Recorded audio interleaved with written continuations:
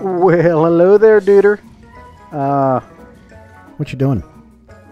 I'm farming these stupid Cetus wisps so I can build a new weapon for my operator. Can I call you back? You can, but I just have one quick question for you, and I'll leave you to your seedy whips. That's Cetus wisps. Sure, them too. Okay, straight up.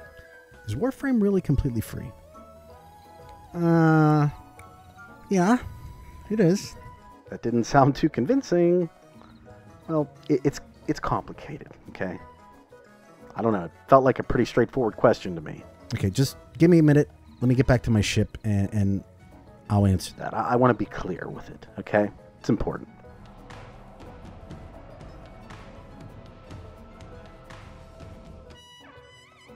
Okay, so nothing in this world is free, my dude. There's a price for everything, and that's just how it is. What I would say is, Warframe requires an investment, and that investment will come in the form of either time or money. What makes it nice is the fact that you can choose which to pay with, something you're not really given in your world. Yeah, I know. This newest expansion is kind of pricey. Not gonna lie. With all the BS we went through this year, you'd think they'd have thrown us a bone and given us something free-ish, but Almost feels a little bit like they doubled down on us. I can totally see where you'd feel like that, and I don't necessarily think you're wrong either. That in itself is the beauty of Warframe. It can be completely free, but what? Well, you better clear your schedule for a while, especially if you're a collector. Now, if you're an impatient collector, like myself, time isn't necessarily going to cut it. What does that even mean? Well, it means that while some people play the game for free, I certainly have not. Huh, really? Well, how much have you spent? About $250. $250? You've only been playing for a year.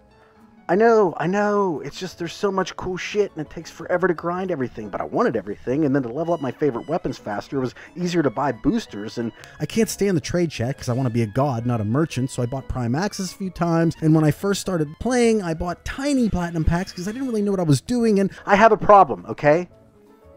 Dude, that's more than I spent on Destiny. Hey guys, what you talking about? Well, we're talking about his platinum problem. How have you been? Hey, don't judge me. DE made a damn fine world here, and I feel like they deserve my money. Look, if you think they're making all this awesome content, paying their employees in Platinum and Forma, think again. I'm keeping the game going. Wow. Well, it was, $60 to get into this place, but I haven't paid for anything other than that, and really, there's very little I'd even want to buy. The rest of the stuff's mostly emotes. Well, who asked you anyhow?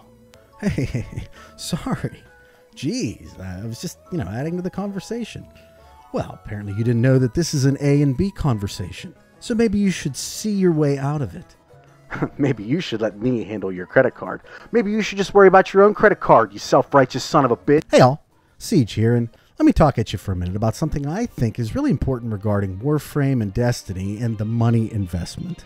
It's something I see a lot of misinformation on, or, if nothing else, strategic selective information regarding the idea of monetization between the two games. And I think it's important to clarify, especially for the player coming into either game and wanting an unbiased, factual account of what each game offers, what is required of the player in order to attain that, and what they can expect to experience during their play time, specifically in regards to the time, money investment involved with both. Now, it's been widely and quite accurately reported within Destiny 2 that you will spend a set amount of money depending on how much of the content you want to experience. And even though Bungie and Activision have recently eased up a bit on their strict guidelines of basically having to purchase each new expansion to experience the premier content of the game, most notably endgame elements such as the PvE-focused raids in Nightfall, to the Trials of the Nine and Iron Banner, both of those being PvP game modes, future expansions won't be so forgiving, and regardless, if you want the complete Destiny experience, you really do have to buy all the content.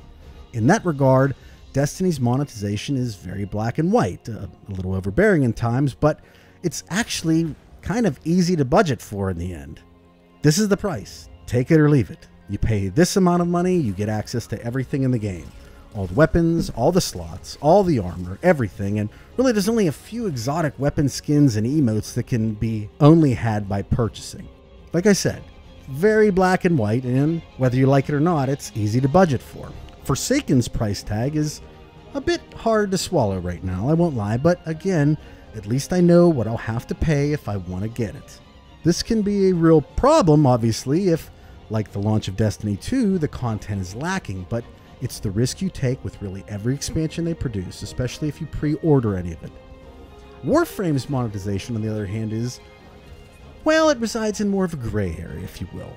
As stated earlier, you can play 100% of the game and get everything in it for free. Warframe gives every player the tools to do so, and every weapon, every Warframe, every companion, and all the quests and missions are completely free, if you know how to properly work the game. Platinum, the premium currency that will allow a person to pretty much acquire anything they want, can't be earned through actual gameplay, rather through the game's trading mechanic. It's simple really. If you need some platinum, you grind certain items that can be sold to other players, offer your wares up in the trade chat or even through third-party applications like Warframe.market, find a buyer, negotiate a price, and there you go. Premium currency. And really, as much as you want if you have the items to sell.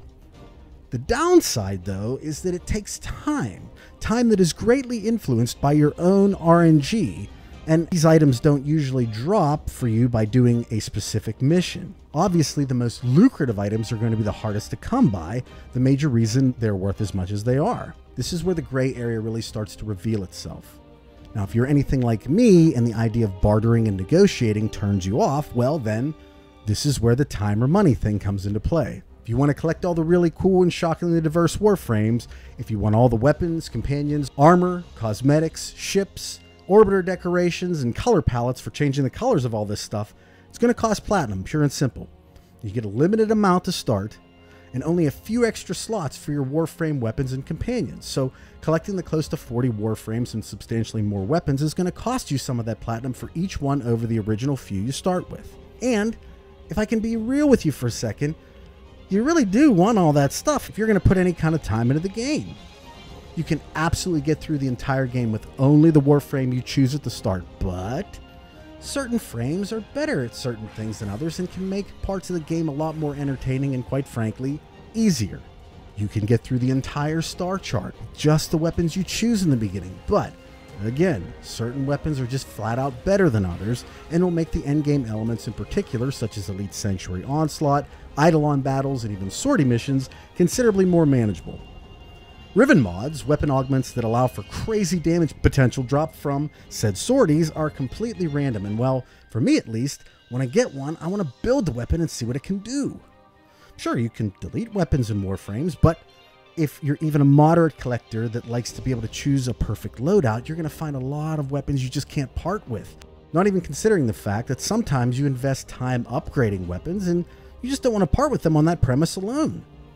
This is where a person can get themselves into a little bit of trouble if they're not willing to utilize the game's trading system. As I stated, I've personally sunk a fair bit of money into Warframe, more so than Destiny even, mind you, and although I don't regret it, someone who maybe didn't budget for it might. Truth be told, a game like Monster Hunter World might be the best thing overall here, as although there was a $60 price tag to begin with, they've been constantly updating the game with new modes and monsters and haven't charged anything more for that or the weapons and armor that come with each. That opening investment, at least until this point, has covered the entirety of the game aside from a very limited number of cosmetics and emotes. So, the point of this video really is that with every game, it's a good idea to get as much information about each as you can before buying, and in my own personal opinion, stay away from pre-orders, especially on unknown quantities like an entirely new game or a sequel launch specifically.